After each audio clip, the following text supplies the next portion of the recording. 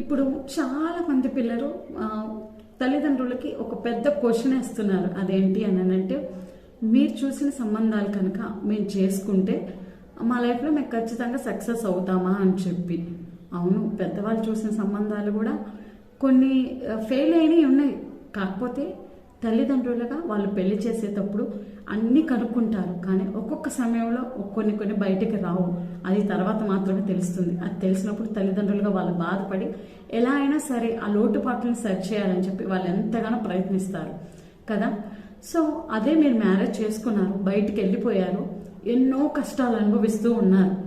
వాళ్ళ గురించి ఏమీ తెలియకుండా వెళ్ళిపోయారు. మీరు ఎన్నో కష్టాలు అనుభవిస్తున్నారు.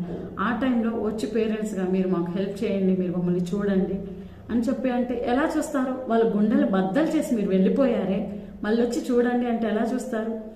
సో మ్యారేజ్ విషయంలో ఏది ఏమైనా కానీ అది మీ తల్లిదండ్రులకి మాత్రమే చాయిస్ ఇవ్వండి. ఎందుకంటే ఏ పేరెంట్స్ అయినా సరే పిల్లలకి మేలు చేయాలని చెప్పే చూస్తారు, కానీ కీడు చేయాలని చెప్పి ఏ పేరెంట్స్ కూడా చూడరు కదా. ఒక్కసారి ఆలోచించండి ఇప్పుడున్న యువత. సో వీడియో నచ్చితే లైక్ చేయండి. Thank you for watching.